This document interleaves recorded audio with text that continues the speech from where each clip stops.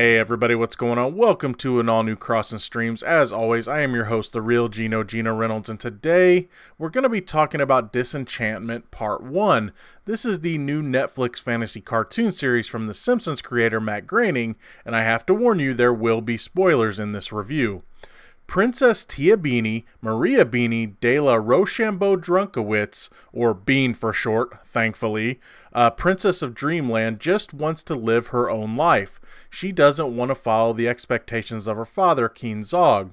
She just wants to drink, live life, drink, have sex with random guys, even though she does crave true love, and most of all, drink. Elfo is an elf, obviously. Or is he, from Elfwood, a land of candy and conformity. He craves to feel emotions other than happiness, all of the time, every day. He makes the decision to leave Elfwood to get away from the endless routine of singing, dancing, and making candy all day long. Lucy is a demon who is given to Bean in the form of a wedding gift. More on that in a second. By her opening the gift, he has become Bean's personal demon. His mission is to try to bring evil and chaos into Bean's life. The motives of the mysterious group that sent him to Bean is unknown, and he's often mistaken for a talking cat. Now, the three stories of these characters converge when Elfo barges into Bean's arranged marriage ceremony, which causes the would-be groom to get impaled on the Game of Thrones style sword throne. After the groom's brother steps up to marry Bean, the new trio escape to avoid the wedding. This leads them on adventures that deal with all things fantasy.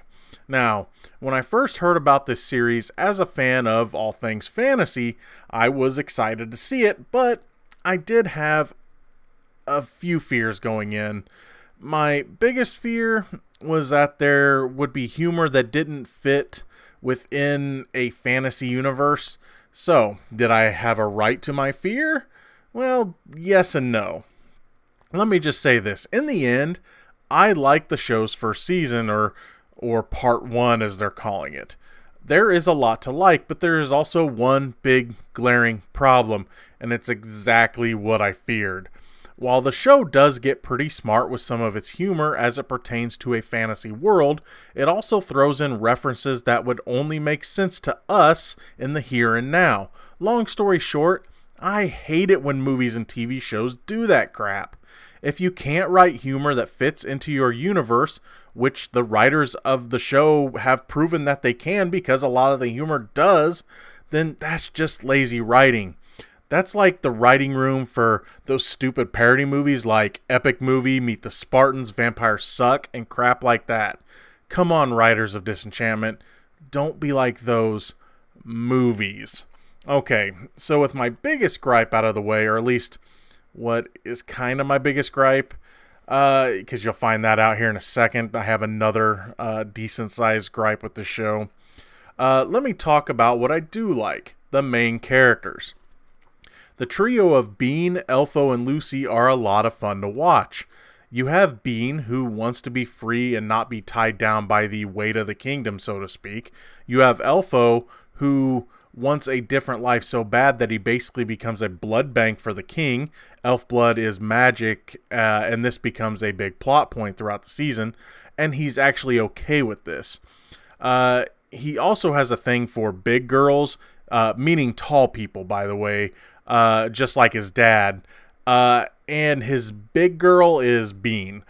Lucy was given to Bean to bring evil and chaos into her life, but he ends up as more of a comedically mischievous friend to his two other companions. He is the cause of a lot of the trouble our characters get into, but he also has real feelings for them.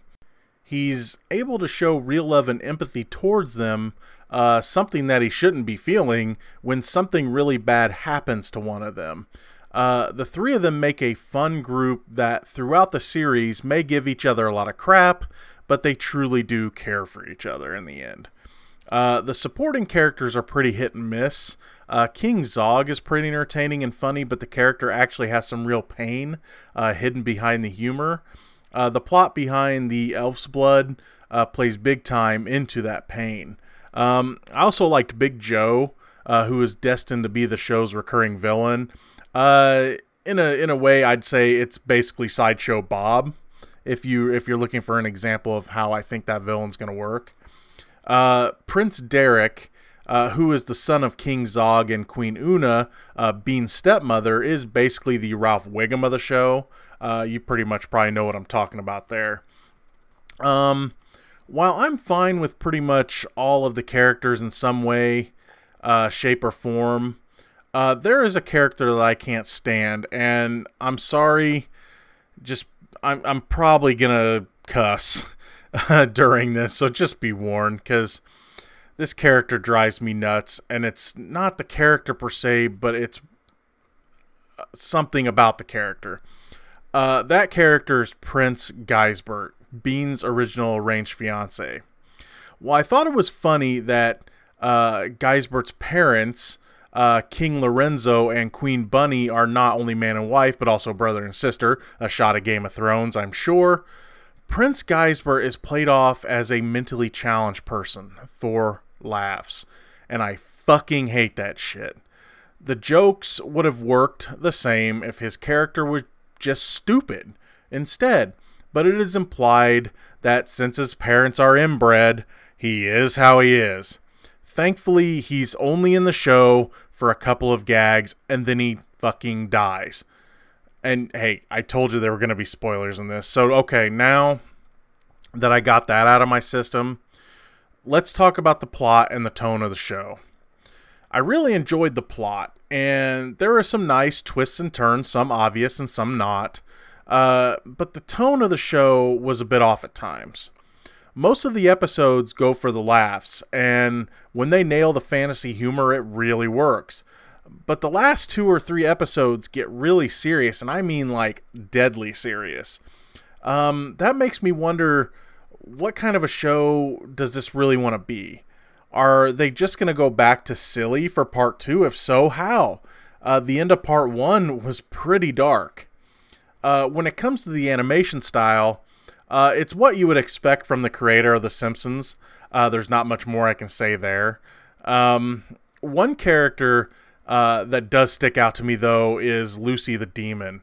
While most of the animation is 2D, except for any establishing shots, which comes off as cel-shaded 3D-ish, Lucy always seems to be in 2D. And what I mean is that even if the characters are turning or showing any kind of visual perspective, Lucy still seems flat on the screen.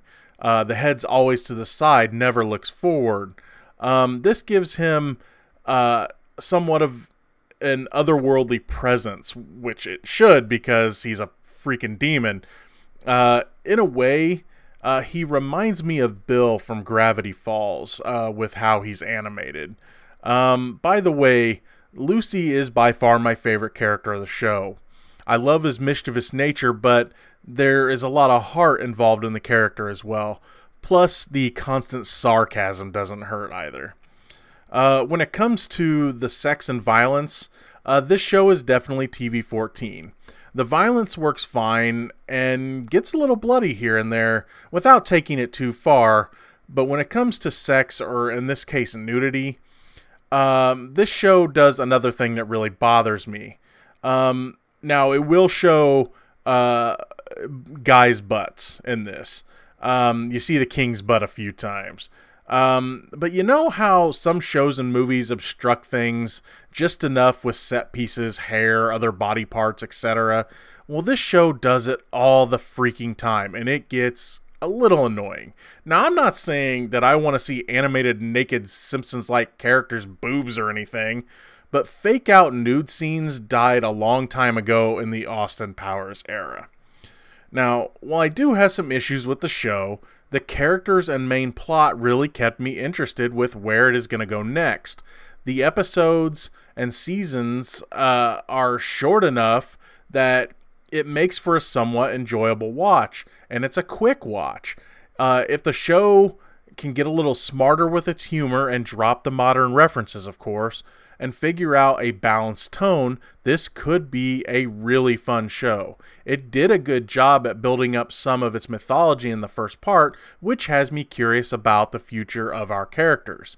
Make sure to check it out on Netflix if you get a chance. That's going to be all for this edition of Crossin Streams. If you like what you've heard here, please subscribe to the Real Geno YouTube channel, like this video, and if you have anything to say about this show, please feel free to leave a comment in the section below. Until next time, I'm your host, the Real Geno, Geno Reynolds. See you later.